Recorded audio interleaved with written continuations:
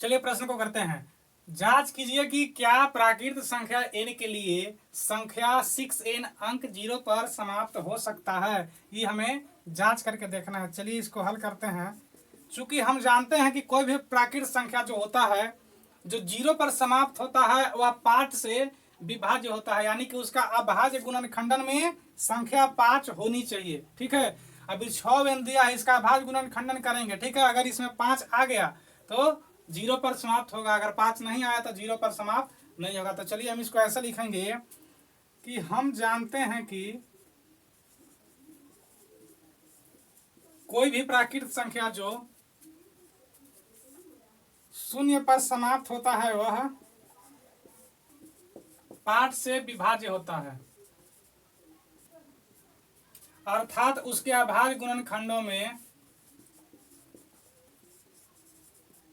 संख्या 5 होनी चाहिए। ठीक है, ये हम जानते हैं। तो चलिए जो 6n संख्या दिया है इसका अभाज्य गुणनखंडन करते हैं। ठीक है, अब जब 6n का अभाज्य गुणनखंडन हम लोग करेंगे तो क्या हमें प्राप्त होगा, 2 गुना 3, यानी कि 2n और 3n के रूप में हमको प्राप्त हो रहा है। अब यहाँ पे हम आगे लिखेंगे कि 6n के अभाज्य गुणनखंड में संख्या कौन कौन प्राप्त हुआ जी, 2 और 3 हमको प्राप्त हुआ, अर्थात अंक गणित के आधारभूत प्रमेय के अनुसार ये गुणनखंड जो है अद्वितीय हैं। ठीक है, इसको लिख देते हैं। ठीक है, यानी कि इसीलिए अंक गणित के आधारभूत प्रमेय के अनुसार ये जो गुणनखंड हैं जो है अद्वितीय हैं, इसलिए हम आगे इसको लिख देते हैं।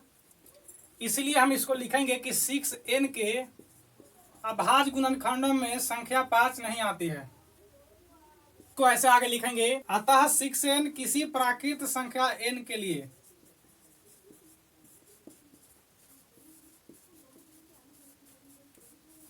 जीरो पर समाप्त होगा जी, नहीं होगा।